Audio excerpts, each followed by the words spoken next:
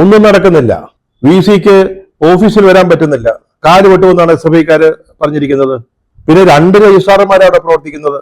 ഒരാളിനെ V C suspend ചെയ്ത ആ സസ്പെൻഷനിലായ രജിസ്ട്രാറെ വി സി സിൻഡിക്കേറ്റ് യോഗം പിരിച്ചുവിട്ടതിന് ശേഷം ചേർന്ന സിൻഡിക്കേറ്റ് റീഇൻസ്റ്റേറ്റ് ചെയ്തു എന്നാണ് പറയുന്നത്.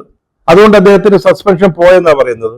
2500ഓളം ബിരുദാനന്തര സർട്ടിഫിക്കറ്റുകൾ അവിടെ ഒപ്പിടാൻ കിടക്കുക. അതുകൊണ്ട് വിദ്യാർത്ഥികളെ ഒന്ന് വിഷമിക്കുക. സർവകലാശാലയുടെ ദൈനംദിന പ്രവർത്തനങ്ങളെല്ലാം വഴിമുട്ടി നിൽക്കുകയാണ്. വി സി ആദ്യം പറഞ്ഞു ഈ സസ്പെൻഷനിലായ രജിസ്ട്രാറെ അകത്ത് കടത്തരുതെന്ന്. സെക്യൂരിറ്റി ഉദ്യോഗസ്ഥന്മാർക്ക് ഉത്തരവ് കൊടുത്തു. പുല്ലുവിലയാണ് കൽപ്പിച്ചത്. അദ്ദേഹത്തിന്റെ കാറിൽ സർവകലാശാലയിൽ വന്നു, ഓഫീസിൽ പോയി. അപ്പൊ കഴിഞ്ഞ ദിവസം പറഞ്ഞു അദ്ദേഹത്തിന്റെ കാറ് അദ്ദേഹത്തിന്റെ ഔദ്യോഗിക വാഹനം പിടിച്ചെടുത്ത് ഗാരേജിൽ സൂക്ഷിക്കണമെന്നും താക്കോല് മറ്റേ രജിസ്ട്രാറെ ഏൽപ്പിക്കണമെന്നും. സെക്യൂരിറ്റി ഉദ്യോഗസ്ഥന്മാർ അതും അനുസരിച്ചില്ല.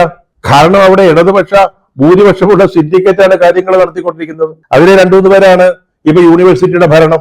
സെക്യൂരിറ്റിക്കാരൊന്നും ചെയ്തില്ല.